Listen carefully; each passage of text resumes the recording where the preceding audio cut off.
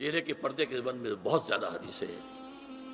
حضرت ام خلاد ایک خاتون تھی، ان کا بیٹا ایک غزوے میں شہید ہو گیا۔ وہ اس کے بارے میں کچھ پوچھنے کے لیے حضور کے پاس آئی، صحابہ بیٹھے ہوئے تھے، تو انہوں نے نقاب ڈالا ہوا تھا، منتقبۃ، نقاب کا لفظ بھی حدیث میں موجود ہے، اور یہ لوگ کہتے ہیں نقاب تو جو ہے یہ بعد کی پیداوار ہے، یہ لفظ کوئی ہے ہی نہیں۔ حجاب کا لفظ قرآن میں ہے، جلباب کا لفظ قرآن میں ہے، خمار کا ذکر قرآن میں ہے، اور یہ منتقبۃ نقاب ڈالی۔ لوگوں نے کہا عجیب عورت ہے یہ، اس کا بچہ شہید ہو گیا ہے، مطلب یہ کہ سخت صدمے کی کیفیت ہے، اور یہ اس وقت بھی اس نے نقاب ڈالی ہوئی ہے۔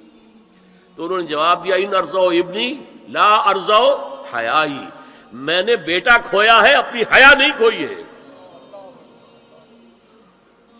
یہ ہے ہماری تہذیب، یہ ہمارا تمدن، اسی پر ہمارے گھر بنتے تھے۔ یہ تو مغربی تہذیب نے آ کر ہمارے گھر بنائے، آگے سے کھلا پیچھے سے کھلا، کھلا ہی کھلا۔ ہمارے گھر چار دیواری ہوتا، آج چار دیواری ہے کہاں؟ فرش التراب يضمني۔ لیکن ایک عارضی محرم اور ابدی محرم میں فرق کر دیا انہوں نے۔ عارضی محرم کیا ہے؟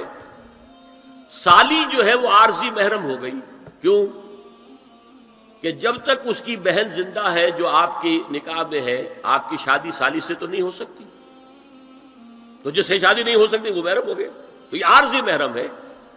ہاں اگر آپ کی زوجہ فوت ہو جائے تو پھر نکاح ہو سکتا ہے، یہ عارضی اس وجہ سے ہے، پھر وہ نامحرم ہو جائیں گے۔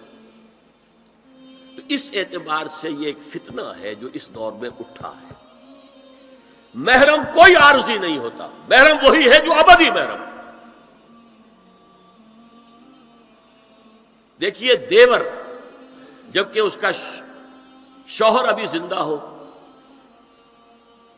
تو دیور سے پردہ کرے گی کہ نہیں؟ شادی تو نہیں ہو سکتی۔ ہاں بھائی مر جائے تو شادی ہو سکتی، اس کو انہوں نے کہہ دیا یہ عارضی محرم۔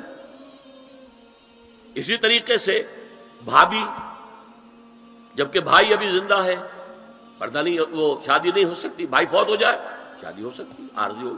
یہ بالکل غلط ہے، بہت بڑا فتنہ ہے۔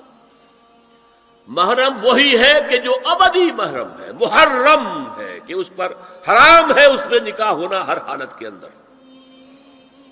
اور جہاں تک یہ رشتے ہیں باریک، سالی اور دیور، اس کے بارے میں تو حضور سے پوچھا گیا دیور کے بارے میں، تو آپ نے فرمایا الحم و موت، دیور تو موت ہے۔ اب آپ سوچئے ہمارے ہاں کو پردہ ہے دیوروں سے، کو پردہ ہے سالیوں سے، کو پردہ ہے نندونیوں سے؟ الحم و موت، موت کیوں؟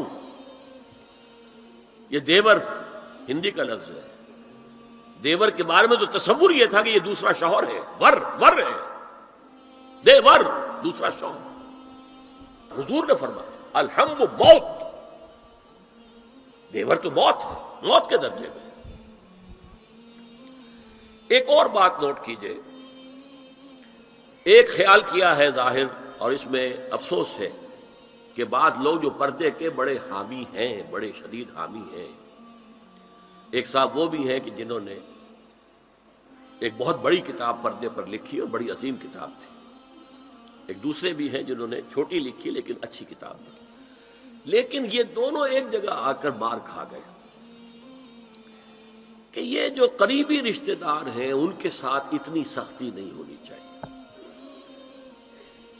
حالانکہ فلسفہ سمجھ لیجیے اچھی طرح، جو قریبی رشتہ دار ہوں گے، کزنز ہیں، اب کزنز کا عیسائیوں کے ہاں شادی نہیں ہو سکتی، کزنز جو ہے جیسے سگے بھائی سے شادی نہیں ہو سکتی، کزنز سے بھی نہیں ہو سکتی، ان کا تو معاملہ اور ہو جائے گا۔ ہمارے ہاں تو شادی ہو سکتی، چچا زاد ہو، مامو زاد ہو، خالہ زاد ہو، شادی ہو سکتی۔ اس اعتبار سے جن سے جتنے زیادہ ربط کا معاملہ ہے اتنا ہی اندیشہ زیادہ ہے۔ ایک عورت نے کسی کو راستہ چلتے ہوئے ایک مرد کو دیکھا، فرض کیجئے کہ اس کی نگاہ کے اندر کوئی وہ کھب گیا کسی وجہ سے، مردانہ وجاہت اسے اچھی لگی، پھر تو اس سے ملنا ہے نہیں دیکھنا ہے، وہ تو راستے کا معاملہ تھا، آیا گیا ختم ہو جائے گا۔ جو گھر میں آ جا رہے ہوں ان سے تو زیادہ پردے کی ضرورت ہے، کانٹیکٹ کے مواقع زیادہ ہیں، بات شروع ہوگی بڑھتی چلی جائے گی کانٹیکٹ کی وجہ سے۔ اچھا اسی میں ایک بات دیکھیے، کچھ لوگ کہتے ہیں اچھا جی تو پھر مردوں کا بھی پردہ ہونا چاہیے۔ نہیں، عورت کا مرد کو دیکھنا کچھ اور ہے، مرد کا عورت کو دیکھنا کچھ اور ہے۔ مرد کی فطرت میں گرے اقدام ہے، آگے بڑھ کر کچھ ہے حاصل کرنا، عورت کی فطرت میں بلکہ اس کا حسن اس میں ہے گریز، پیچھے ہٹنا۔ لہذا پردہ عورت کے لیے مرد کے لیے نہیں۔ لیکن اگر کسی مرد سے ایک رابطے کا معاملہ زیادہ ہونے کا امکان ہو تو نابینا سے بھی پردہ ہے۔ وہ میں آپ کو حضرت ام سلمہ اور حضرت میمونہ نبی صلی اللہ علیہ وسلم کے پاس بیٹھی تھی، اتنے میں حضرت ابن ام مکتوم آ گئے۔ نبی صلی اللہ علیہ وسلم نے ان دونوں سے فرمایا احتجبا منہ، ان سے پردہ کرو۔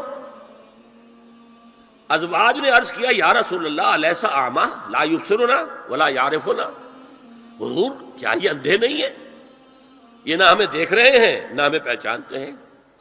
فرمایا افعمذایان انتما، کیا تم دونوں بھی اندھی ہو؟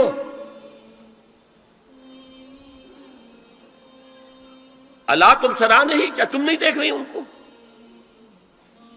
حضرت ام سلمہ تصریح کرتی ہیں ذالک بعد ان امر بالحجاب، یہ جب حجاب کا حکم آ گیا تھا تب حضور نے پھر یہ حکم دیا۔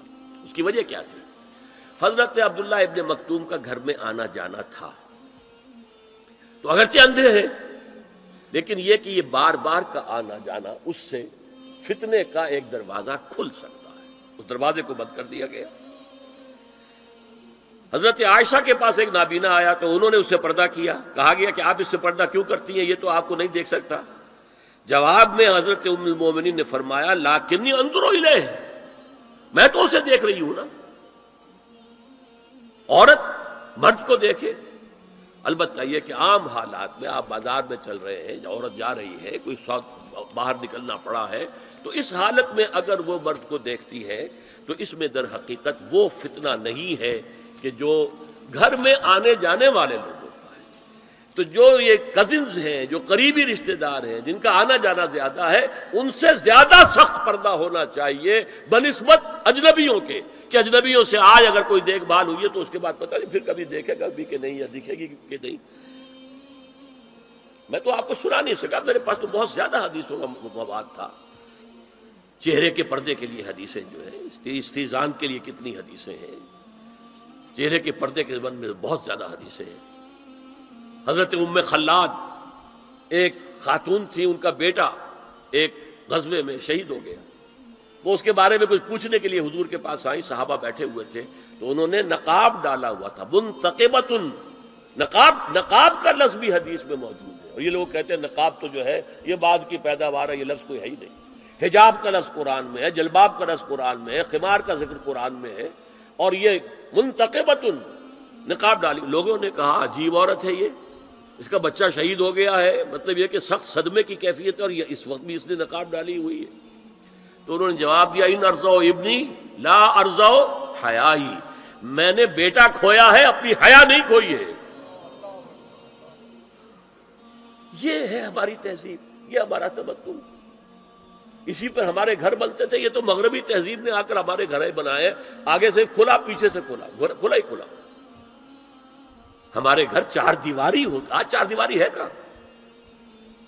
چار دیواری کے اندر چاروں طرف کنسٹرکشن، درمیان میں سین، دور سے کہیں کوئی نگاہ پڑ سکتی ہے تو پڑ سکتی ہے، آس پاس سے نہیں، اور ڈیوڑی اور مردانہ علیحدہ، کم سے کم بیٹھک تو علیحدہ ہو، ورنہ یہ کہ مردانہ پورا، ان کے لیے کوئی غسل خانہ وغیرہ بھی۔ یہ ہماری تہذیب تھی۔